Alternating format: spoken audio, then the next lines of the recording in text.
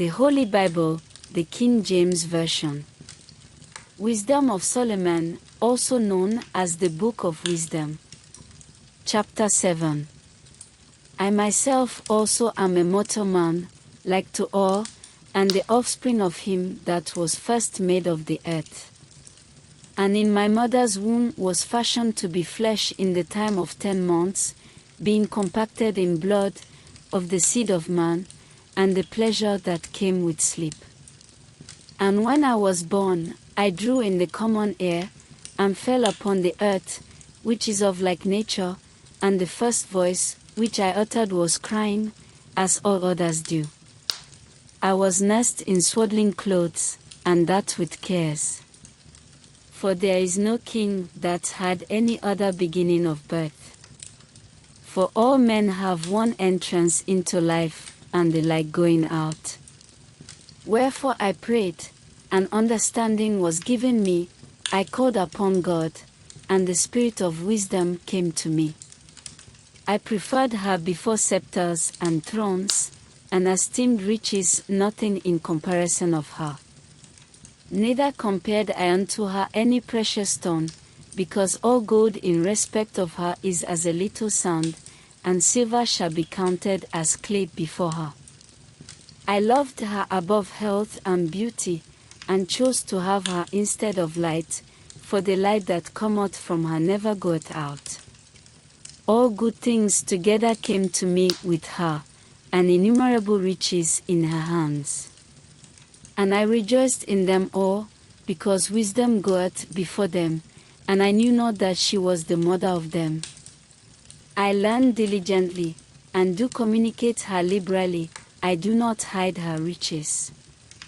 For she is a treasure unto men that never faileth, which they that use become the friends of God, being commended for the gifts that come from learning. God hath granted me to speak as I would, and to conceive as is meet for the things that are given me, because it is he that leadeth unto wisdom, and directeth the wise. For in his hand are both we and our words, all wisdom also, and knowledge of workmanship.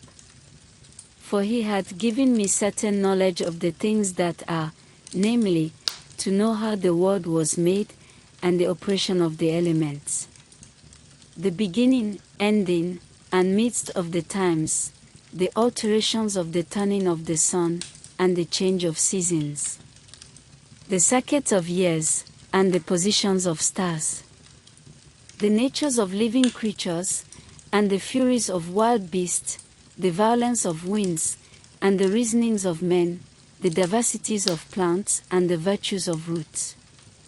And all such things as are either secret or manifest, them I know. For wisdom, which is the worker of all things, taught me, for in her is an understanding spirit holy, one only, manifold, subtle, lively, clear, undefiled, plain, not subject to hurt, loving the thing that is good quick, which cannot be led, ready to do good, kind to man, steadfast, sure, free from care, having all power, overseeing all things, and going through all understanding, pure, and most subtle, spirits. For wisdom is more moving than any motion, she passes and goeth through all things by reason of her pureness. For she is the breath of the power of God, and a pure influence flowing from the glory of the Almighty, therefore can no defiled thing fall into her. For she is the brightness of the everlasting light, the unspotted mirror of the power of God, and the image of his goodness. And being but one, she can do all things, and remaining in herself, she makes all things new, and in all ages entering into holy souls, she makes them friends of God, and prophets. For God loveth none but him that dwelleth with wisdom.